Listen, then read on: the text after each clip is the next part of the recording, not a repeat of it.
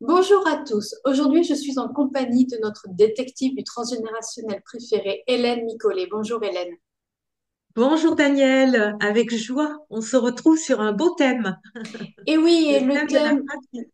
voilà, le thème de la fratrie, c'est aussi la position que l'on peut avoir dans une fratrie, que l'on soit enfant unique, que l'on soit deux, trois, quatre, voire plus enfants, ou que l'on soit issu d'une fratrie restreinte ou d'une fratrie nombreuse. C'est important aussi d'observer que dans notre transgénérationnel, il se passe beaucoup de choses dans ces positions-là aussi, que l'aîné n'aura peut-être pas les mêmes responsabilités, entre guillemets, transgénérationnelles que le cadet, et ainsi de suite. Donc, on va voir ensemble un petit peu comment ça se positionne. Déjà, Hélène, à partir de combien on peut évaluer ce qu'on appelle une fratrie? Est-ce que, comme je l'ai dit tout à l'heure, ça peut être enfant unique, peut-être, qui porte beaucoup d'informations, ou est-ce que c'est vraiment à partir de deux, trois, voire plus d'enfants? Donc déjà, on arrive dans un des cœurs du sujet, parce qu'il y a enfant unique et enfant unique. L'enfant unique réel n'a pas de frères et sœurs, et l'autre qui a pu avoir des frères et sœurs disparus. Je pense même aux fausses couches, aux avortements IVG. Ces enfants-là, ils se singularisent. Ils sont enfants uniques, mais en sachant qu'il y a une fratrie qui a existé, même si elle n'a pas existé dans la matière. Voilà. Donc, ils ont une énergie particulière. Voilà. Donc, ça, c'est intéressant aussi quand on fait son arbre, de bien questionner et peut-être d'avoir des informations, peut-être pas par les personnes, hein, parce que quelquefois, une maman ne sait pas qu'elle est enceinte, elle perd du sang et elle perd peut-être un bébé, une grossesse non aboutie.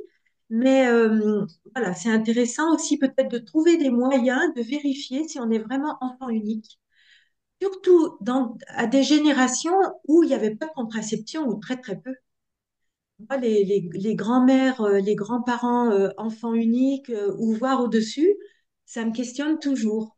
Parce que je me pose la question, est-ce qu'il n'y a pas des enfants disparus dont on ne veut pas parler ou par souffrance, en fait, hein, par douleur d'avoir perdu des enfants, mais ça peut être aussi tout simplement parce on ne s'est pas rendu compte, en fait, hein. Voilà.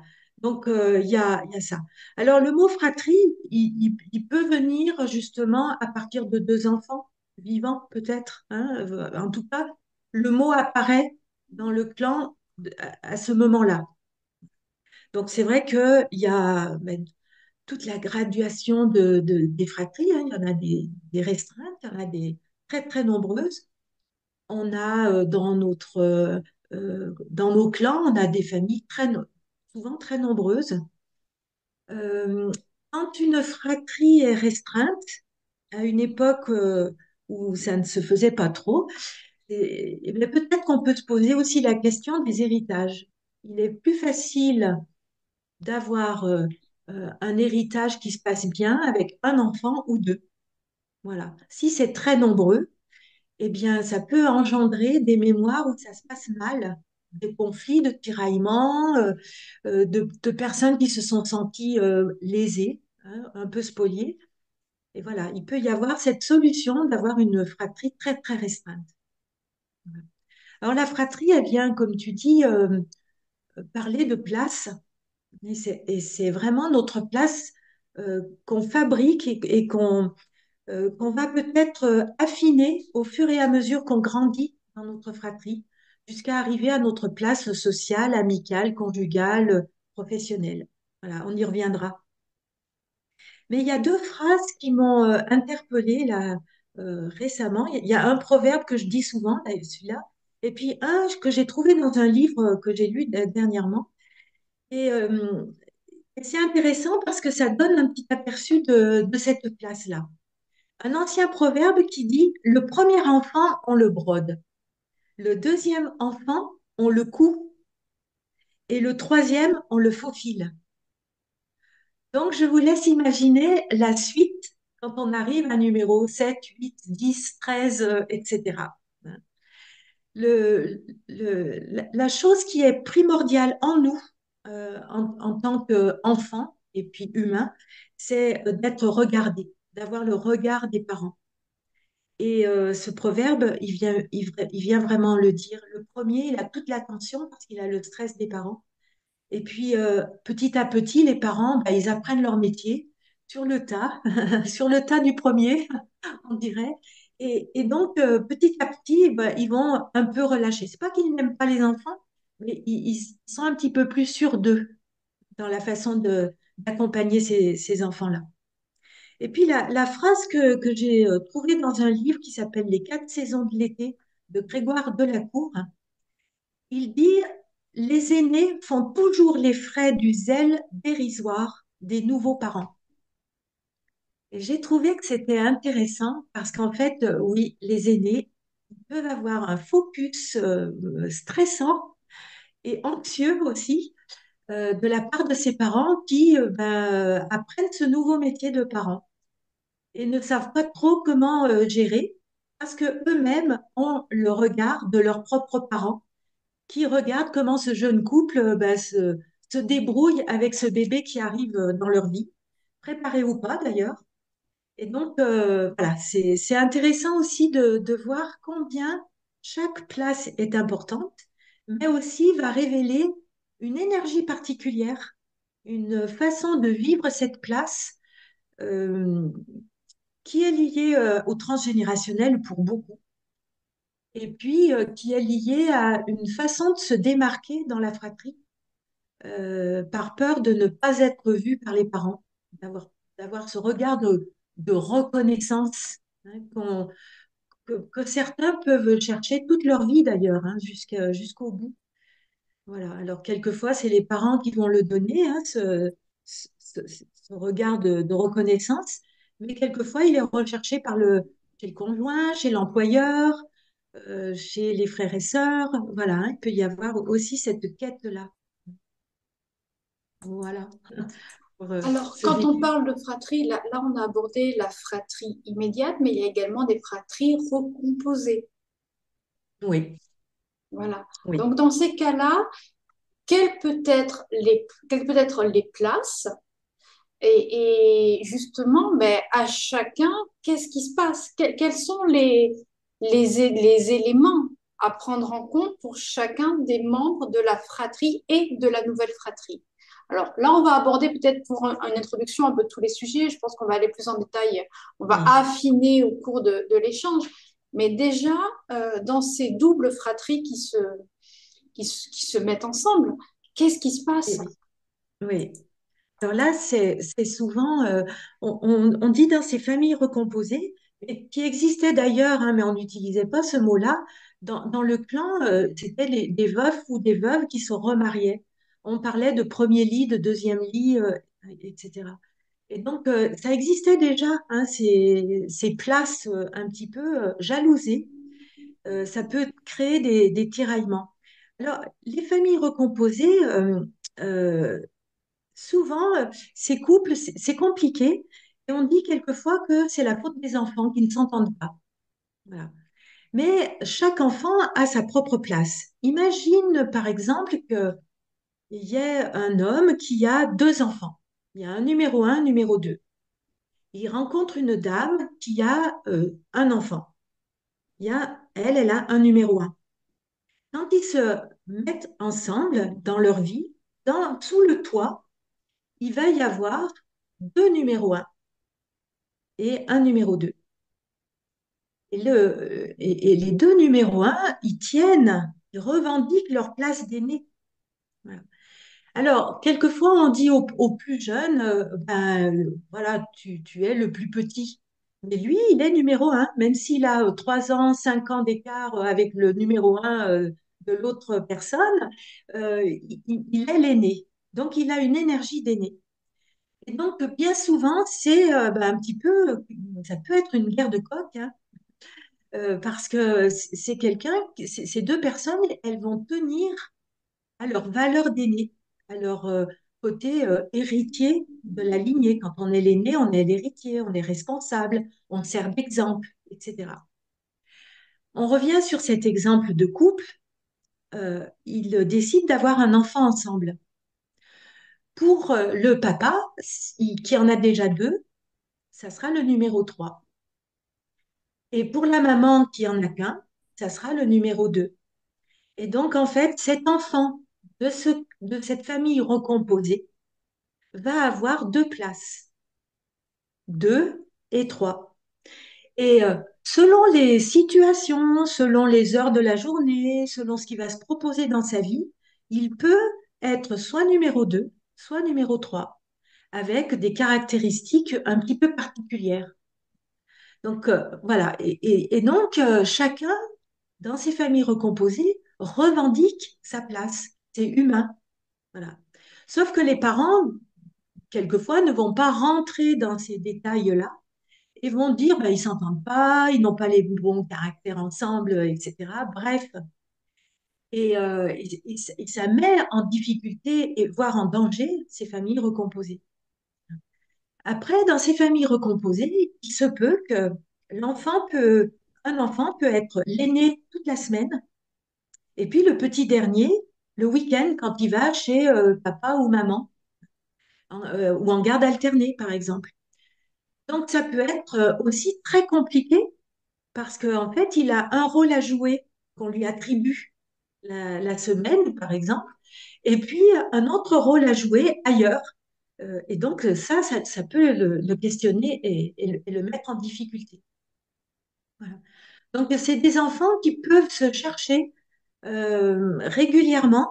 C'est des enfants qui peuvent être aussi tristes parce qu'on ne les comprend pas forcément. Ils ont beau revendiquer leur place, on ramène, en tant que parent, hein, c'est humain aussi, il faut remettre dans le contexte, on ramène à l'âge. Et donc, les petits doivent, entre guillemets, obéir ou suivre les exemples des aînés. Mais quelquefois, l'âge ne résout pas tout, hein, et puis il y a cette histoire de place. Voilà. Dans cette histoire de place, il y a aussi l'interprétation que peuvent avoir les enfants de la fratrie entre eux. Par exemple, des appellations toutes simples comme petit frère, grand frère, mais qui restent intemporelles. C'est-à-dire que même si les années passent, le petit reste toujours le petit, le grand reste toujours le grand. Et cette hiérarchie, même si des fois elle ne paraît pas cohérente, elle est bien implantée aussi. Ah oui, oui, oui. Moi, j'avais rencontré un monsieur qui fêtait ses 70 ans et il était le petit dernier de sa fratrie. Donc, il y avait les grands frères et grandes sœurs. Eh bien, pour cet anniversaire, comme on le traitait toujours de petit, le petit dernier, etc., et qu'on ne le prenait pas trop au sérieux pour certaines choses, hein, voilà, il en avait un peu marre. Et donc, ce jour-là, il avait annoncé à tout le monde que c'était fini. Il n'était plus le petit dernier. Il était un homme qui avait bien vécu de 70 ans. Voilà. Ah, donc, c'est ça aussi, ces petits qualificatifs vont rester. Et quelquefois, on prête moins d'importance aux paroles des petits derniers parce que les aînés ont été amenés quelquefois à jouer des rôles de parents, hein, d'ailleurs, hein, d'élever les petits frères et petites sœurs. Et donc, voilà, c'est les petits derniers voilà, dont on tient moins compte ou qu'on va peut-être plus chambrer, on va peut-être plus, voilà, euh, être moins attentif, comme s'ils n'avaient pas grandi, en fait. Après, il y a d'autres places qu'on peut voir dans les fratries. Il y a des fratries qui peuvent être partagées en deux, les garçons et les filles. Ça peut être les grands et les petits. On est noyé dans une masse aussi. Dans les grandes fratries, ça peut être ça. Et d'ailleurs, quand il y a des très grandes fratries, il peut y avoir une scission entre, c'est-à-dire que quand les petits derniers arrivent, ben, les grands ont déjà quitté la maison. Ils ne sont pas élevés ensemble.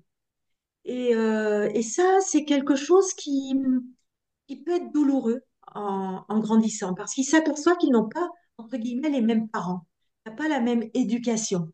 Les parents ont évolué, on n'élève pas nos enfants à 20 ans comme à 40 ans, c'est évident.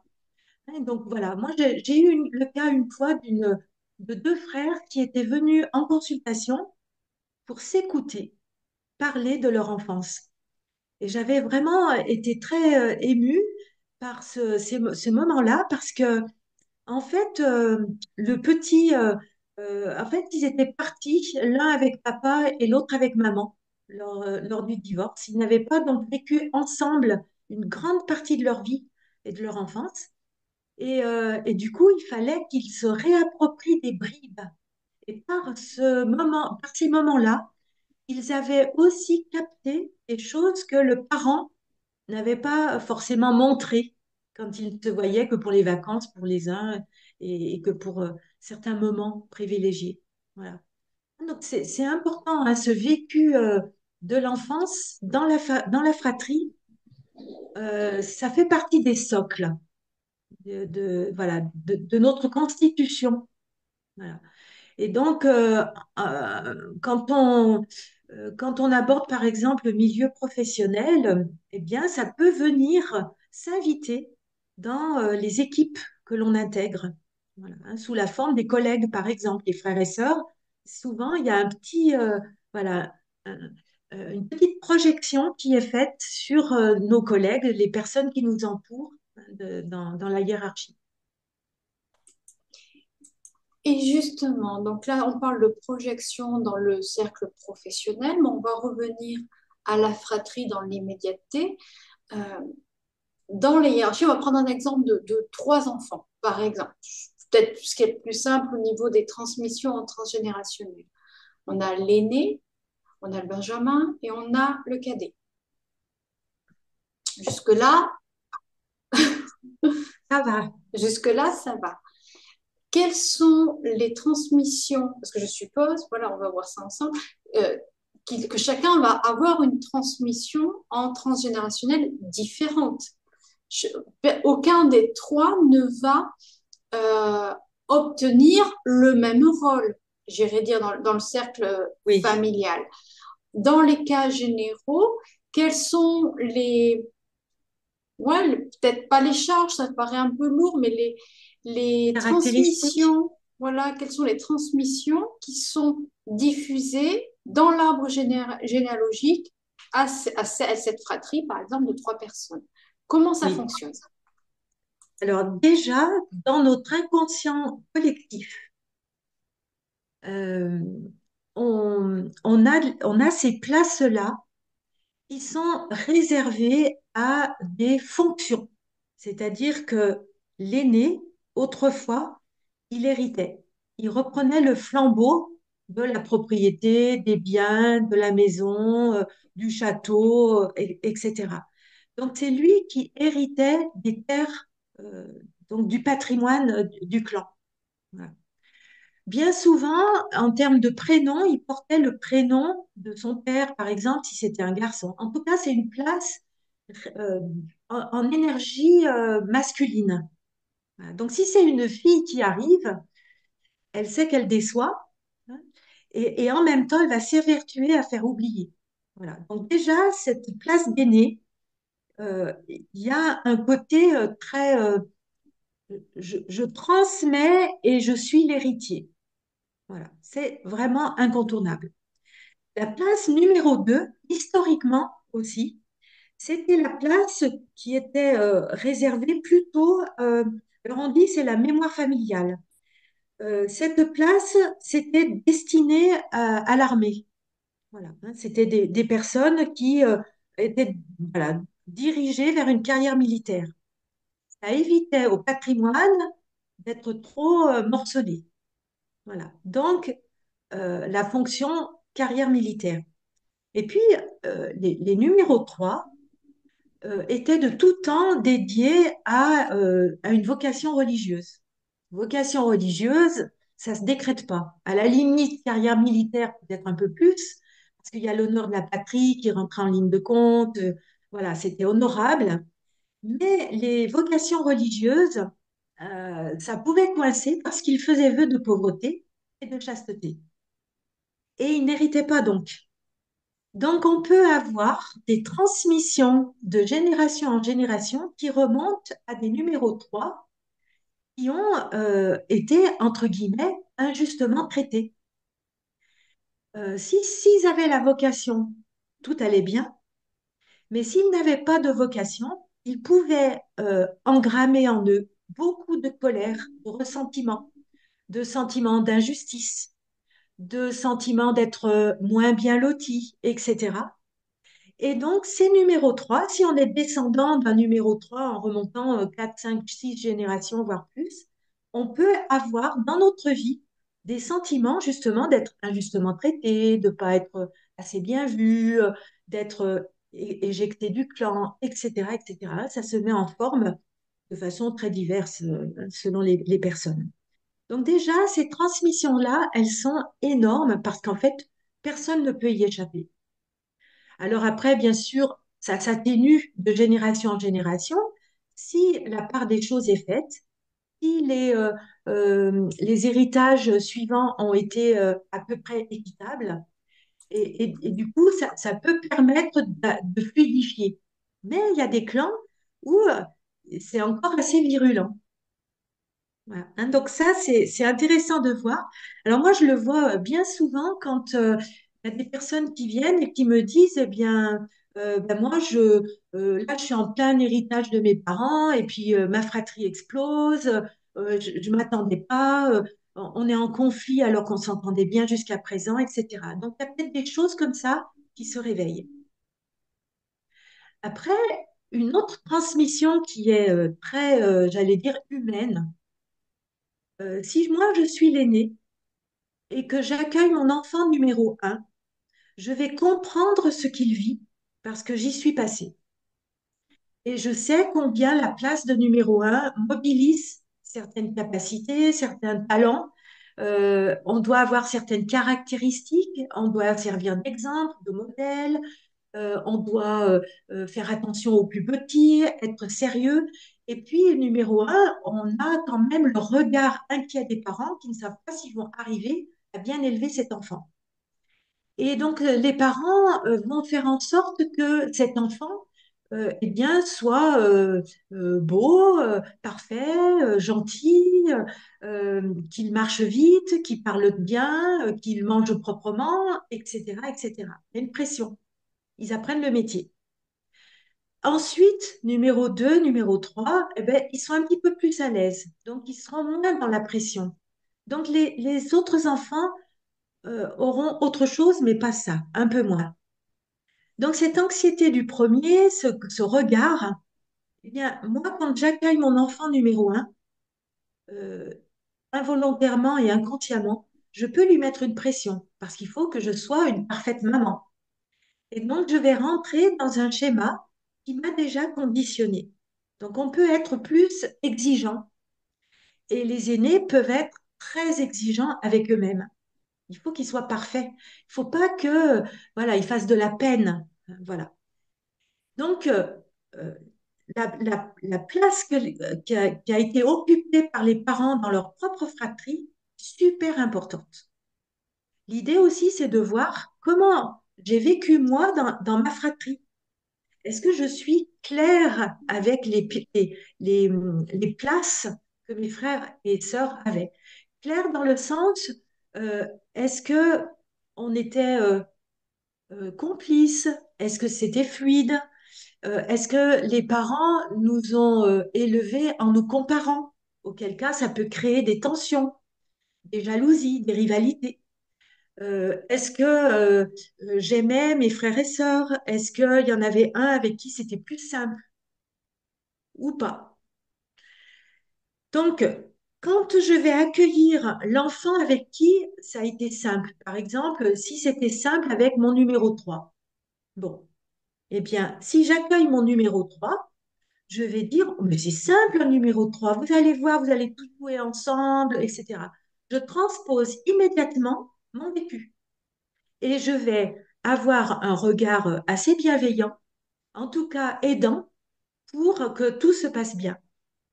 Si par contre je suis en guerre, entre guillemets, ou que nos caractères étaient tellement différents que c'était compliqué, eh bien cet enfant-là, je vais peut-être dire facilement, ah ben, il est toujours polisson, ah ben, alors lui c'est compliqué, etc. Parce que j'aurais pas solutionné, ou en tout cas mis le doigt sur ma propre fratrie. Donc en fait, quand on remonte les générations, on s'aperçoit qu'en fait, on a tous été éduqués avec le filtre de cette place-là par nos parents. Donc c'est important cette place parce qu'elle vient révéler aussi le conditionnement de l'accompagnement des enfants jusqu'à vers leur autonomie. Il va y avoir des places un peu plus simples et d'autres un petit peu plus complexes. Donc là, on a aussi un regard assez ouvert sur la position et comment est-ce qu'on va fonctionner dans la fratrie. Qu'en est-il des cas de gémelléité dans la fratrie? Quand deux enfants naissent, on va dire, en même temps, à quelques minutes d'écart ou même quelques heures d'écart, mais qui vont occuper peut-être la même position au sein de la famille. Alors, ils occupent chacun leur place. Donc, il y a vraiment chacun sa place. C'est-à-dire que des jumeaux, ils sont un et deux. Et d'ailleurs, il y a souvent un des jumeaux qui dit, eh ben, moi, je me sens l'aîné. Voilà, il y a une énergie particulière. Alors, il y a une guerre de clochers parmi les scientifiques et les médecins pour savoir qui est le premier. Avant, on disait que le dernier sorti était le premier, parce que la première petite graine qui a été semée s'installait d'abord, etc. Bon. Après, scientifiquement, il y a eu d'autres scientifiques qui ont décrété que non. Hein, c'était le premier qui naissait, qui était le premier.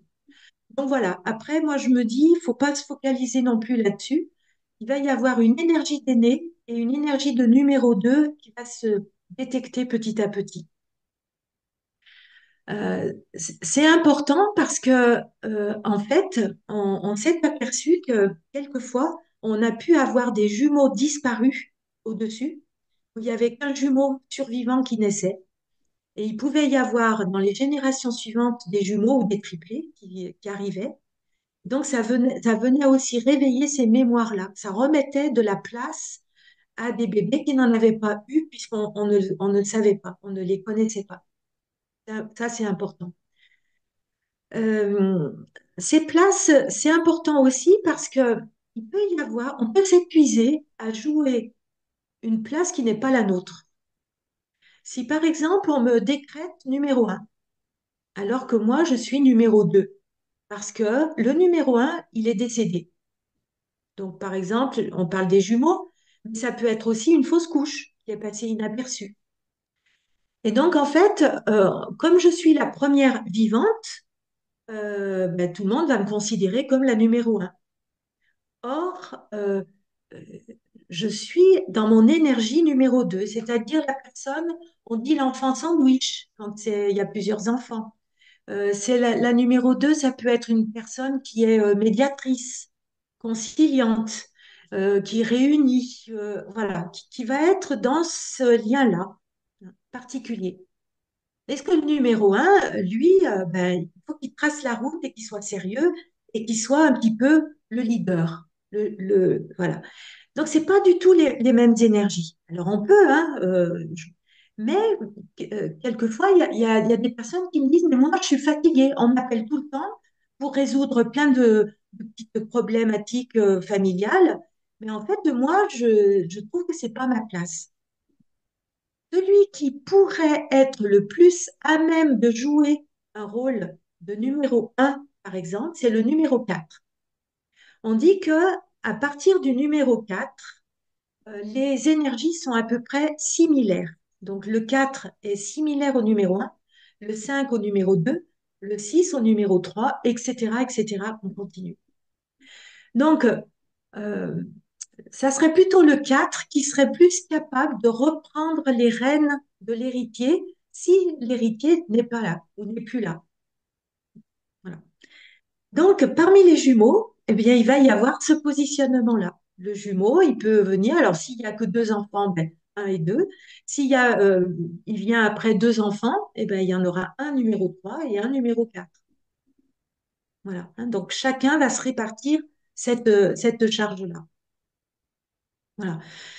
Euh, Alors, c'est important dans le sens où cette place va nous inciter à jouer un rôle, à nous positionner. dans notre vie. On dit les petits derniers, ils ont les portes ouvertes. C'est vrai que l'aîné, il ouvre toutes les portes pour les petits frères et petites sœurs. C'est-à-dire que les petits frères, petites sœurs, ils regardent comment, à chaque autorisation qui est donnée à l'aîné, ben, ils regardent et ils attendent leur tour. Voilà. Donc les aînés enclenchent un processus d'ouverture sur l'extérieur avec les parents. Voilà. L'aîné, il ouvre les eaux du bassin de la maman. Alors, ça ne veut pas dire que pour autant les accouchements suivants sont plus faciles, hein. Quelquefois, on s'aperçoit que numéro 3 ou numéro 4, ça peut être compliqué. Mais en tout cas, le bassin va s'ouvrir de telle façon que le passage est légèrement facilité. Et les petits derniers, on dit que quelquefois, bon, ben, ils sont un petit peu dans le sillage, etc. Alors, les petits derniers, dans une équipe professionnelle, par exemple, c'est intéressant parce que soit ils vont se laisser porter par les flots et justement essayer de voir comment ça se vit, cette équipe professionnelle, et quelles sont les petites choses qu'ils peuvent améliorer à leur niveau. Ça peut être des personnes aussi bah, qui se laissent porter carrément, parce qu'en fait, ils ont été habitués. Voilà. Hein, les leaders pouvant être des numéros un ou des enfants uniques, qui eux ont pris l'habitude et ont eu l'habitude dans leur enfance bah, d'être à la tête. Voilà. Euh, donc, voilà. Après, il faut savoir que si, par exemple, j'arrive numéro 2 dans ma fratrie et que mon aîné est décédé, voilà. Soit il est mort à la naissance, soit il n'a pas vécu. Bref, la place est vacante, en tout cas, dans l'énergie vivante de l'incarnation. Euh, pour autant, il existe. Et quelquefois, les enfants décédés occupent encore plus d'espace, plus de place. Dans les transmissions transgénérationnelles, beaucoup d'enfants ont été nommés comme le premier disparu. Si c'était un garçon, ils avaient le même prénom. Si c'était une fille qui venait derrière, eh bien, on féminisait le prénom pour que un peu cette mémoire-là soit toujours présente dans le clan. Donc, il y a une présence quelquefois qui est encore plus envahissante. Et ce numéro 2, il a une place particulière. Déjà, quelquefois, on va dire qu'il est numéro un. On va aussi inconsciemment lui demander de faire oublier le deuil, le décès, la disparition. Alors, ça peut être aussi, mon numéro un est un enfant qui est malade ou qui est handicapé, où là, la place des enfants suivants, c'est très particulier. C'est, voilà, il va y avoir cette charge, hein, que les parents peuvent leur faire entendre et comprendre très rapidement. Parce que les parents peuvent être dans une inquiétude quand ils disparaîtront. Et du coup, ces enfants-là peuvent être dans justement cette obligation, cette charge, hein. Tu parlais tout à l'heure de charge. Oui, là, ça peut être une pression. Voilà. Alors, un petit aparté justement sur la loi sur les héritages qui a beaucoup changé. Et entre autres, les parents peuvent euh, privilégier, je ne sais pas si c'est le bon mot, hein, mais donner un peu plus à l'enfant qui a besoin de soins. Et au grand désespoir de certains enfants, des frères et sœurs, qui eux pensent qu'ils ont déjà, entre guillemets, beaucoup porté la charge de cette maladie ou de cet handicap tout au long de leur enfance. Et cette loi peut faire grincer des dents parce qu'en fait, il y a certains qui disent, mais nous, on a tellement baigné là-dedans qu'on nous a oubliés. On était sains, on était en bonne santé, on était...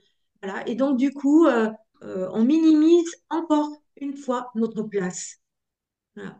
Voilà. Mais en tout cas, la loi veut dire aussi qu'elle prend en compte les soins et peut-être les maisons spécialisées qu'il faut payer pour justement rendre un petit peu plus équitable à ses yeux. Mais c'est la loi, et puis nous, on est en face du transgénérationnel de l'humain. Et donc voilà, et c'est pour ça qu'il peut y avoir des grincements dedans. Voilà. Alors, une autre place, puisqu'on on est dans ces héritages et ces transmissions. La place du bâtard, parce qu'on en a tous plus ou moins.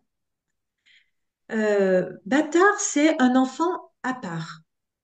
Voilà. Donc, il n'est pas reconnu. Donc, lui, il est en quête hein, de reconnaissance toute sa vie, pratiquement. Mais le mot bâtard, ça veut dire aussi n'a pas de droit au blé, l'argent, à l'héritage. Donc, c'est un enfant qui n'hérite pas de son père puisque son père ne le reconnaît pas. Et euh, bâtard, étymologiquement, donc ça vient de blé, mais aussi de roi. Roi dans le sens la renommée, le nom. Et donc, c'est intéressant ce mot-là quand on le décortique. Le roi, la renommée, le nom, l'identité et la place. Autrefois, même si les parents se mariaient et avaient euh, d'autres enfants, hein, s'il était né et conçu hors mariage ou même conçu hors mariage, cet enfant bâtard n'héritait pas. Il n'était pas considéré comme le numéro un. Bon, la loi a changé, hein, il y a une reconnaissance maintenant de ces enfants-là, mais quand même, on a dans cet inconscient collectif cette place particulière d'un numéro un qui n'est pas un numéro un. Voilà. Donc ça peut voilà, circuler aussi. Donc ça peut venir en termes de transmission chez des descendants qui se sentent pas à leur place, qui sont numéro un, tout va bien, la fratrie c'est clair, etc. Mais en même temps, ils sont dans un ressenti où ils sont pas à leur place.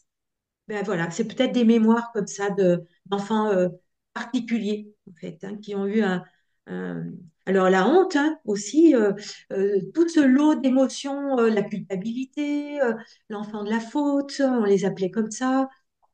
C'était des enfants qui pouvaient forcer le mariage des parents, donc à qui on donnait la responsabilité, par exemple, d'un mariage pas très heureux parce que contraint et forcé. Voilà, donc c'est une place très particulière aussi, qui est douloureuse. Mhm. Là, on a identifié les places dans une fratrie reconnues. Il y a aussi les enfants nés sous X. Encore aujourd'hui, on a encore à traverser des expériences et des expérimentations malheureuses comme celle-là. Un enfant né sous X qui n'a aucune idée de sa position dans sa famille biologique, comment ça se passe? Sur quoi cet enfant ou cet adulte peut s'appuyer comme information pour avoir des semblants de perception ou de certitude dans le meilleur des cas. Sur quoi on peut s'appuyer dans ces cas-là quand on est enfant né sous X. Oui, oui. Euh, alors, ces enfants nés sous X, ils ont une place. Ils ne la connaissent pas. Et quelquefois, s'ils sont adoptés, ils vont intégrer une famille où on va leur donner une place. Il y avait j'ai un exemple d'un petit qui a été abandonné par ses parents. Euh, donc, il a été abandonné ouais, à l'adoption, hein, donné à l'adoption, euh, parce qu'en fait, il était numéro 6. Donc, les parents gardaient les 5 premiers, mais pas le sixième. Donc, voilà, il intègre une famille qui ne pouvait pas avoir d'enfant. Donc, il est numéro 1 dans cette famille. Et puis, quand l'adoption euh, quand l'adoption est faite, la maman adoptive tombe enceinte et elle a un enfant de son sang, de sa lignée. Voilà.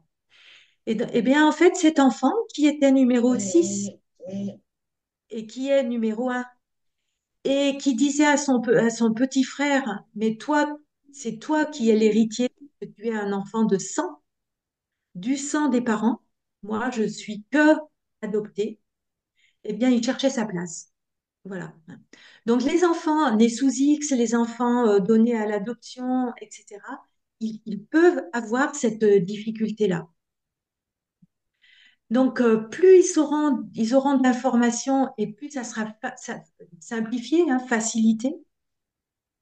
On peut aussi avoir des techniques. Par exemple, en kinésiologie, le corps va donner la réponse, peut nous, voilà, nous donner une place, hein, si on pose la question, voilà, de façon très claire. Voilà, il peut y avoir d'autres techniques, hein, mais en tout cas, moi, je sais qu'en kinésiologie, il peut y avoir beaucoup de réponses sur ce plan-là. Euh, Tant que cet enfant ne sait pas, il va être dans un flou, il va être dans cette difficulté-là. Voilà. Donc, né sous X, il peut avoir la chance d'être adopté ou pas. Et en tout cas, ces cellules vibrent à la première place, déjà. Après, ça sera une adaptation à la place qu'on lui donne. Moi, j'ai vu, par exemple, une fratrie où les parents ont eu, je sais plus, mettons, on va dire que 5 enfants. Et puis, ils ont adopté un enfant qui s'insère entre deux de leurs enfants. Et en fait, ça veut dire que entre les deux, il y avait quoi, 6 mois. Donc, l'enfant adopté a très vite compris qu'en fait, il ne pouvait pas être de ces parents-là. Et voilà, il a découvert comme ça un petit peu le secret. Donc, il y a cette côté, ils ont peut-être une sensibilité accrue à la place qu'on peut leur donner. Bon, du fait de cette naissance particulière, et puis aussi cette place qu'on chahute, parce que les cellules, elles vibrent sur une place et c'est pas forcément la bonne qui est dans la vie. Voilà. Donc ça peut être compliqué. On peut avoir des personnes qui sont tiraillées professionnellement. Même dans les familles recomposées. Moi, j'avais vu une dame qui me disait, ben, moi, je trouve pas de place ni dans mon couple, ni professionnellement, parmi les amis, je sais jamais où me mettre. Mais physiquement, s'asseoir, s'intégrer dans un groupe, etc. Et en fait, elle était numéro 2 pour son père et numéro 3 pour sa mère. Et du coup, elle était tiraillée entre je fais le lien ou trois, je suis un peu. Les trois, ils peuvent être un petit peu rebelles à la loi familiale. Il faut qu'ils se montrent. Ils sont trois. Donc, ils sont numéro 3. Donc, il faut qu'ils se démarquent des deux premiers. Hein. Donc, voilà, ils peuvent être un petit peu plus artistes, un peu plus hors les clous. Voilà. Eh bien, elle était tiraillée. Voilà, voilà. Donc c'est ça aussi, hein, ces enfants nés sous X, ils peuvent être dans des phases comme ça de recherche, hein, de stabilité en fait, tout simplement. On va essayer de laisser la parenthèse pour le moment.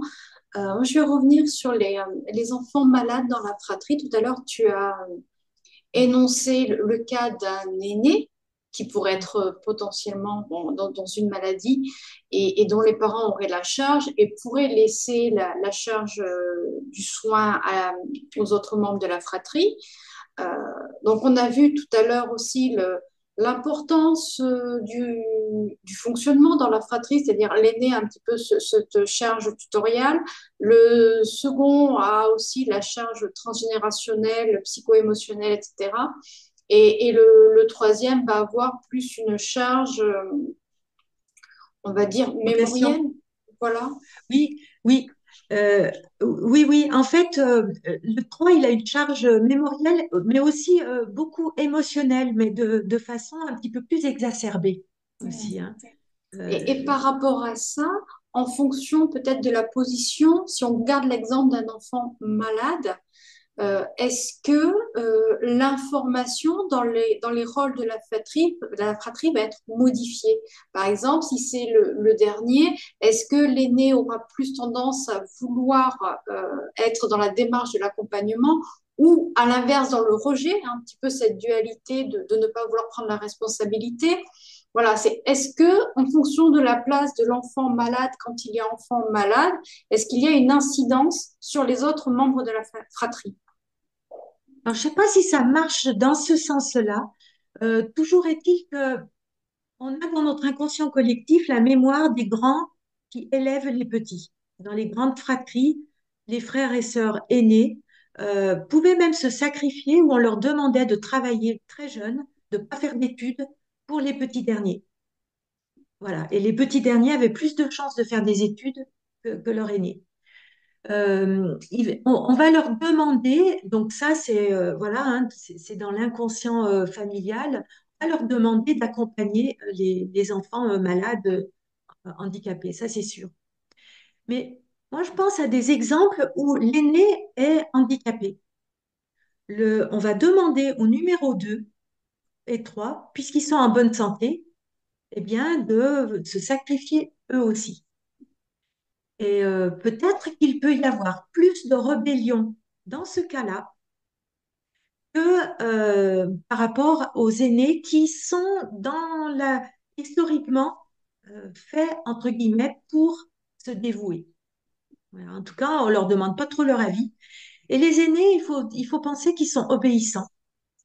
Les 3, les 4, les 5, c'est pas qu'ils ne le sont pas, hein, voilà, mais ils peuvent oser dire non plus facilement. Une fille va moins oser dire non qu'un garçon. Voilà, ça aussi, c'est dans notre inconscient. Voilà. Mais mais il y a ça, hein. Alors, moi, j'ai vu par exemple des numéros 2 euh, beaucoup aider l'aîné qui était malade ou handicapé, jusqu'à ce qu'il y ait un ras-le-bol, une rébellion. Et c'est des personnes qui peuvent partir du jour au lendemain, s'écarter de la vie familiale, bref, pour vivre enfin leur vie. Voilà. Après, il se peut aussi, mais moi, j'ai pas tout vu non plus, hein, que des aînés, à un moment donné, refusent hein, d'aider l'enfant malade ou l'enfant handicapé. Ça se peut. En tout cas, je trouve que dans mon expérience professionnelle, que en fait, les aînés peuvent être des enfants sacrifiés. Comme je disais toujours, tout à l'heure, ils travaillent tôt, ils donnent l'argent aux parents, hein, ils gardent peu pour eux. Et puis, le dernier enfant, il peut être aussi sacrifié. Le dernier qui part, qui quitte les parents. C'est deux, voilà, de chaque côté de la fratrie, qui peuvent avoir du mal à partir, à faire leur vie. Alors, les aînés disent, ben, moi, j'en ai élevé, je sais pas combien, donc j'en veux pas. Ils peuvent avoir du mal à se marier et avoir eux-mêmes un clan. Et puis les petits derniers, ben, s'ils partent, eh bien, les parents peuvent déjà leur dire, ben, la vie sera triste, la maison va être vide, etc. Il peut y avoir des mots comme ça qui les enferment. Voilà. Hein, donc, il y a aussi ces deux positions-là. Mais le handicap, c'est quelque chose, ou une maladie, hein, c'est quelque chose de très compliqué. C'est des parents qui peuvent dire à un de leurs enfants qui est en pleine santé et qui bouge beaucoup, d'ailleurs, voilà, qui vit, ils peuvent leur dire, mais toi, tu as de la chance, pense à ton frère ou ta sœur. Sous-entendu, très culpabilisant, sans le vouloir, hein, mais en fait, ils culpabilisent tellement d'avoir cet enfant en mauvaise santé ou handicapé. Du coup, ça peut être des mots comme ça qui s'échappent. Voilà. Hein, donc, ça, je l'ai souvent entendu. Il y en a qui vont dire aussi, ben, ne pleure pas, t'es tombé, tu t'es juste éraflé le genou, c'est pas grave, pense à ton frère ou ta sœur. Voilà. Et donc, à minimiser vraiment les petits bobos qui font que ben, on est choyé, on est dorloté un petit moment et on a un petit peu de papa, de maman. Eh bien, ces enfants-là, bien souvent, ils se trouvent injustement traités et ils ne vont pas valoriser leur propre santé parce qu'en fait, pour eux, c'est un poids. On les a tellement comparés par rapport à ça. Donc, c'est des enfants qui, adultes, peuvent être beaucoup s'ils ne travaillent pas sur eux, dans un côté un petit peu triste, rancunier. Quelquefois, il peut y avoir une rivalité. Cet enfant a occupé toute la place. Alors, c'est valable aussi pour les enfants décédés, dont on parle tout le temps, qui occupent tout l'espace sur les murs avec les photos, par exemple. Il peut y avoir de ça. Alors, des exemples qui sont très célèbres, c'est Salvatore Dali, Vincent Van Gogh, qui naissent avec le même prénom un an après leur frère, euh, et dont les mamans disaient que ça n'avait jamais été un enfant oublié. Le deuxième ne pouvait pas remplacer, en fait. Il y a vraiment cette idée-là. Donc, oui, vivre dans l'ombre d'un enfant décédé, c'est compliqué aussi. C'est compliqué. Oser s'autoriser à rire, à faire du bruit, à chanter, à pleurer, etc. Il faut se l'autoriser, c'est un travail adulte d'accompagnement long, bien souvent. Et qu'en est-il lorsque dans la fratrie, il y a des conflits? Qu'il puisse y avoir des conflits entre tous les membres, parce que des fois ça peut exister, que dans la fratrie, il n'y en ait aucun qui arrive à s'entendre, ou alors qu'il y ait une dissociation, il y en ait deux qui soient proches, que le troisième, peut-être par rapport à un écart d'âge ou autre, soit plus éloigné, et que naissent des conflits, souvent sans réelle explication, mais juste des conflits de non-cohérence. Qu'est-ce qu'il en est par rapport à la position dans l'ordre familial, dans l'arbre familial, et qu'est-ce que ça peut révéler? Alors, déjà, pour moi, quand il y a des conflits, je demande toujours, est-ce que vous connaissez dans les générations au-dessus leur façon de vivre en fratrie? Est-ce que ce conflit-là qui est maintenant, ici et maintenant, ne vient pas réveiller des mémoires de conflit? On s'aperçoit qu'à la perte des parents, par exemple, il y a des tiraillements qui arrivent alors que jusqu'à présent, la fratrie s'entendait globalement. Voilà. C'était peut-être une façade. Mais en tout cas, il peut y avoir ça. Si nos propres parents ou nos grands-parents n'ont pas solutionné leur ressentiment par rapport à des héritages, par exemple, ou des disputes autres, hein, eh bien, ça va circuler. C'est un peu comme si notre éducation était un petit peu conditionnée par comment mes parents ont vécu dans leur propre fratrie et considèrent leurs frères et sœurs. Si j'ai une maman qui est proche de certaines de ses frères et sœurs et puis moins de d'autres, dans sa façon d'en parler, moi, en tant qu'enfant, je vais le ressentir. Et je vais penser que comme maman a raison, eh bien, c'est normal. Et je vais m'habituer à l'idée qu'il y a des tensions dans les fratries. Alors imaginez quand ça se passe des deux côtés, hein, papa et maman qui sont en conflit un peu larvé, hein, sans que ça soit dit. Il y a beaucoup de familles hein, qui donnent l'illusion que tout le monde s'entend. Et puis en grattant un petit peu, on s'aperçoit que c'est quand même compliqué. C'est compliqué hein, de vivre en frères et sœurs parce que, en fait, surtout à la mort des parents, on se pose la question, est-ce qu'on a été aimé pour soi? Et ça, c'est la grande question, en fait. Et donc, la fratrie, la place dans la fratrie, il y en a toujours un qui va être considéré comme le chouchou, alors qu'il n'a rien demandé. Il y en a un autre qui va dire, ah ben moi, j'ai été toujours éjecté, etc. Hein, c'est des ressentis. Voilà. Donc, les conflits ils viennent réveiller un petit peu toutes ces mémoires. Il suffit d'un petit mot, d'une petite inattention, et on s'engouffre là-dedans. Bien souvent, c'est pour mettre voilà, en exergue ce qui a déjà existé, qui n'a pas été solutionné. Voilà. Alors, bien sûr, il y a conflit et conflit, hein. Il y a ceux qui sont habitués à ne jamais parler à leurs frères et sœurs parce que leurs parents parlaient déjà pas à leurs frères et sœurs, leurs grands-parents aussi. Donc, c'est une habitude dans le clan. Il peut y avoir ces mémoires-là, comme si on ne pouvait faire autrement. Voilà. Alors, euh, les conflits, alors on va voir si c'est lié à la place, à l'argent. On va affiner peut-être aussi hein, dans le sens, un conflit, ça peut être l'héritage est tout à fait équitable, hein, fait devant notaire. Il y a quelqu'un qui a la maison, après le deuxième, mettons, a des terrains, la même valeur, et puis le troisième de l'argent, la même valeur, etc. il va y en avoir un qui va se sentir un peu lésé.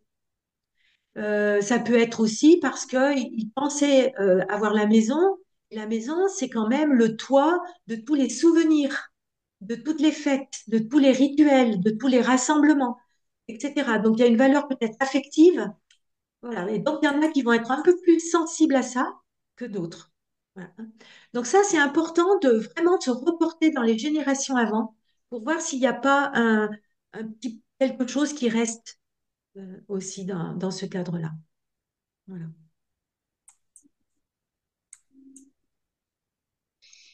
Et une fois qu'on a identifié les symptômes ou les situations de vie qui peuvent être dans le présent, dans le ici et maintenant, en lien avec ce positionnement dans la fratrie, dans le clan familial, quelles peuvent être les actions à mener? Et déjà, est-ce qu'il y a des outils pour dénouer un peu ces situations qui peuvent être désharmonisées, désharmonisantes? Est-ce que déjà identifier l'histoire familiale peut aider? Et surtout, bah, de quelle manière s'en sortir, en fait, dans tout ça? Oui, oui. Alors, c'est vrai que déjà en prenant conscience que, il y a des répétitions de ces conflits, peut-être pas sous la même forme, hein, c'est peut-être pas du tout la même forme.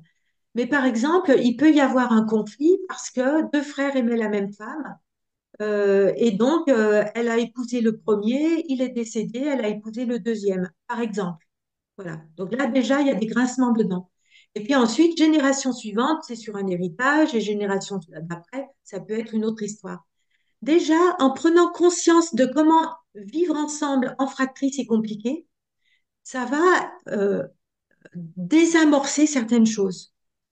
Parce qu'on va pouvoir faire le pas de côté en disant, je ne veux pas me laisser piéger dans des histoires qui ne m'appartiennent pas. Et donc, en se remettant dans le contexte, par exemple, des deux frères qui aimaient et qui étaient en rivalité pour la même femme, on va dénouer un petit peu tous les nœuds émotionnels. La jalousie, la rivalité, le plus fort que, et je l'aurais, etc. Puis la femme, peut-être, qui était partagée entre ces deux hommes qu'elle aimait, peut-être. Hein, voilà. Hein, je pense à un cas un petit peu, c'était un petit peu comme ça. Voilà. Donc déjà, de parler de cette histoire et puis de désamorcer, ah, les pauvres, ça a dû être compliqué, rentrer en empathie avec ce qu'ils ont vécu, ça fluidifie déjà beaucoup. Et puis après, voilà, on passe à la génération suivante, on essaye de démêler de la même façon l'histoire qui est racontée, l'histoire que je crois être vraie, un petit peu plus réaliste, et puis ensuite le nœud émotionnel. Voilà. Et euh, quelquefois, ça permet justement ben, de faire tomber un petit peu euh, toute cette mayonnaise d'émotions qu'on vivait dans l'ici et maintenant. Parce qu'en fait, c'est un peu comme si, en portant les émotions de nos ancêtres, eh bien, on était à charge de faire comme eux. On était des enfants dans la loyauté. Et donc, à être comme eux, à être dans les tiraillements, eh ben, on était les dignes enfants, les dignes descendants. Voilà. Et là, on se fait piéger. Voilà. Donc, ce pas de côté, il permet de dénouer. Après, je dirais, une médiation peut être bienvenue à ce moment-là, où chaque personne va parler, va poser, et puis ensuite, ben voilà, ça se rééquilibre en adulte, en fait. Mais l'idée, c'est d'abord peut-être d'explorer le transgénérationnel parce qu'on réagit en enfant. Et la médiation peut se dire, ben voilà, on a des outils maintenant d'adultes, on va essayer de coopérer tous ensemble pour arriver à une solution. Ça peut être vu comme ça. Alors, je voulais revenir sur un cas particulier aussi qui fait un peu référence à la maladie. L'enfant, entre guillemets, médicament. Alors, on peut lui donner plein d'autres noms. Quelquefois, avec l'aide de la médecine, quand il y a un enfant gravement atteint, par exemple d'une maladie génétique, ou dans le clan, il n'y a personne qui est compatible. Certains médecins peuvent imaginer qu'un enfant, un frère et une sœur, donc nés après, dans ce but-là, entre guillemets, hein, peut guérir. Hein, il peut être compatible un petit peu plus. Voilà. Donc il y a des enfants qui sont procréés dans ce but-là. Donc, vous imaginez là la charge de cet enfant qui doit soigner. Et si son frère ou sa sœur malade décède, lui, c'est un peu comme si sa mission ratait, en fait. Hein, voilà. Donc, c'est des enfants qui peuvent se poser la question, est-ce que j'ai servi qu'à ça? Donc, voilà, chercher sa place, ça peut être lié à ça aussi. Donc, c'est un enfant qui peut être procréé pour sauver le couple parental. Ça peut être ça aussi. D'ailleurs, on rejoint les adoptions. Un enfant adopté, est-ce que c'est pour sauver un enfant? Parce qu'il y a tellement d'enfants malheureux et seuls orphelins dans le monde. Ou est-ce que c'est pour sauver le couple qui est en mal d'enfant et qui, voilà. Donc, c'est la place de ces enfants, là aussi, qu'elle soit numéro un, 2, 3, peu importe, elle vient aussi parler d'autre chose. Voilà. Et donc, c'est des enfants qui peuvent être un petit peu plus pointus dans leur questionnement de pourquoi je suis là. Et voilà, c'est des enfants qui peuvent être sauveurs, qui peuvent avoir une attitude de sauver tout le temps, et jusqu'à s'oublier complètement. Donc, ça peut être des thérapeutes, ça peut être d'autres métiers de sauveurs. Voilà. Donc ça, c'est important de le dire. Voilà. Et dans ces positions un peu dans la famille, dans l'arbre familial, dans toute cette structure, parce qu'on a tendance à visualiser la famille juste au clan immédiat, tel qu'on le connaît, mais il s'agit aussi de tout un arbre. Est-ce que la question fondamentale derrière tout ça, c'est pas déjà de se poser euh, quel est mon lien avec tout ça? Oui, Quel est mon lien? Euh, on a tous, que l'on soit enfant unique, enfant de fratrie, enfant de non désiré, etc., etc. Voilà, chacun a son histoire. On a tous justement ce questionnement à un moment donné, quel que soit ce que l'on vit, ce que l'on traverse. Et c'est ça qui est important derrière tout ça, c'est d'arriver à se poser et à s'autoriser à se poser ces questions-là. oui, C'est qu'est-ce qui se joue derrière? Parce que au final, comme tu l'as dit au début, bah, l'enfant qui va être, par exemple, numéro 2, numéro 3, numéro 4, etc., qui est déjà l'enfant de parents qui sont eux-mêmes dans une position dans la fratrie, qui sont... Voilà, l'arbre, il va très haut.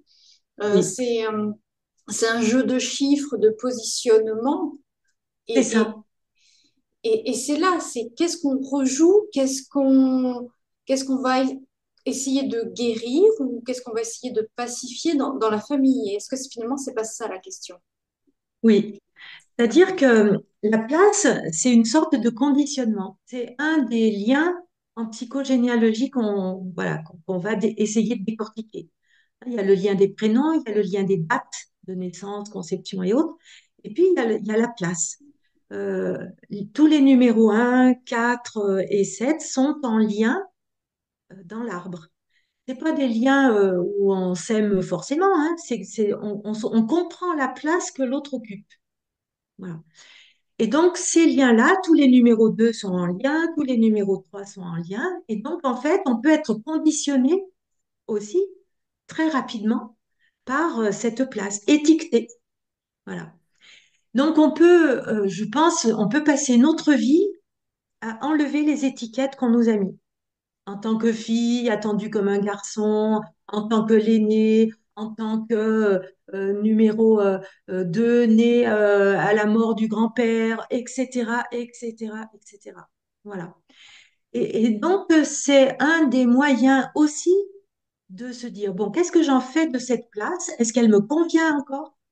Est-ce que je peux la jouer autrement et faire évoluer? Justement, hein, on disait tout à l'heure, on parlait de généralité pour la place, numéro un, numéro 2, numéro 3, mais à chacun de nous de se l'approprier et de vivre sa place de numéro un, 2, 3 à sa façon, dans sa fratrie. Et ça sera le pas de côté pour justement se singulariser et devenir un petit peu plus soi, s'approprier un petit peu. Voilà. Alors, ça, c'est facile à faire, je dirais. Alors, en famille, peut-être un peu moins, Parce que le clan, voilà, lui, il a besoin de, ah ben là, je te reconnais plus, là, ça va plus. Mais dans la sphère professionnelle, où l'entreprise peut vraiment faire office de grande famille, où il y a la hiérarchie les parents, et puis les collègues, eh bien, c'est les frères et sœurs, les cousins, cousines, etc. Et donc là, on peut justement s'essayer à faire bouger cette place pour qu'on se l'approprie, on l'apprivoise, et puis ensuite, après, la transposer ailleurs. Donc, voilà. C'est intéressant de voir que la famille, elle nous suit de partout et que quand on rentre dans notre entreprise, on ne la laisse pas à la porte. On peut avoir des collègues bah, par exemple, il va y avoir un collègue, on ne sait pas pourquoi on l'aime bien, mais parce que en réfléchissant et en faisant le pas de côté, on s'aperçoit qu'il a un petit peu le tempérament de notre frère qu'on aimait bien, etc. Ça peut être quelqu'un qu'on peut pas encadrer, on ne sait même pas pourquoi, mais à la réflexion, eh bien, elle a une autorité qui me rappelle mon cousin que voilà. Bref, voilà. Et donc c'est intéressant de voir à l'extérieur du clan comment je peux m'ajuster et travailler sur moi. Voilà. Et à partir de là, on peut après l'intégrer dans le clan. Hein, je crois qu'il y a quelqu'un qui était d'accord.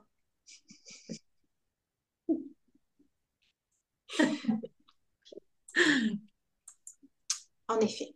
Et là, tu as abordé les cousins, cousines également. Si on peut l'aborder brièvement également, parce que il s'agit de fratries parallèles aux fratries qui sont issues d'autres fratries. Donc, c'est également important, il me semble.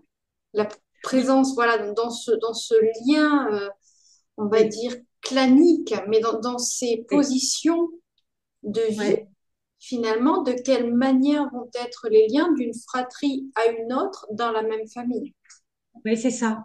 Ils sont souvent de la même génération dans un arbre classique. Euh, Ils peuvent être comme des frères et sœurs parce que nos parents sont comme nos quatre parents sont comme des frères et sœurs, très proches et vivent très fusionnellement. Donc ça peut être aussi vécu comme ça. Ça peut être aussi des cousins-cousines qui ont le même sang que nous, mais vraiment, parce qu'en fait, deux frères ont épousé deux sœurs ou un frère et une sœur ont épousé une sœur et un frère. Voilà. Hein, donc ça multiplie les liens. Les cousins-cousines, ils ont des clés pour nous quand on veut décortiquer notre arbre. Parce qu'en fait, ils vont nous parler de nos parents d'une autre façon. Ils vont adorer nos parents ou au contraire être un peu plus réticents. Ils vont nous apporter des infos sur sur l'enfance de nos parents parce que leurs propres parents leur en a parlé. Et on peut avoir des infos sur comment ils se sont rencontrés, etc. Donc ça peut être aussi les personnes qui sont un peu dégagées affectivement par rapport à nos parents et avoir des éléments clés pour nous faire comprendre comment sont en réalité nos parents. On parlait tout à l'heure d'objectivité, d'être lucide par rapport à nos parents, grands-parents, etc. Eh bien, les cousins, cousines peuvent nous y aider, comme les oncles et tantes d'ailleurs. Voilà. On peut avoir un petit peu plus de facilité pour faire le pas extérieur, pour nous aider à désamorcer des petites bombes, hein, en fait. Donc, ça, c'est intéressant. Euh, c'est des personnes qui vont venir bousculer notre façon de voir. Voilà, il va y avoir, il y a des personnes qui me disent, alors moi, j'arrive pas à parler à ma mère, etc. C'est toujours compliqué depuis la naissance. Et j'ai une cousine qui adore ma mère et qui est, voilà, qui l'appelle tous les jours, qui passe la voir, etc. Voilà. Eh bien, en fait, ça permet de voir que notre mère, on la voit dans son ombre, mais elle a aussi une partie de lumière et qu'on pourrait essayer de voir si on voulait bien. Voilà. Hein, et pour nos oncles et tantes, c'est exactement pareil. Donc, ça enrichit en fait l'exploration. Donc, voilà, c'est important. Ils vont nous aider aussi à voir plus clair moi, je le vois beaucoup, par exemple, dans l'inceste. On peut être amnésique par rapport à un inceste qui nous touche de près, hein, chez mes frères et sœurs, dans ma fratrie à moi. Et les cousins, cousines, ils peuvent être un peu plus détachés de ça parce qu'eux-mêmes n'ont pas subi. Et donc, à nous aider à voir un petit peu plus finement les vilains personnages qu'il peut y avoir dans le clan.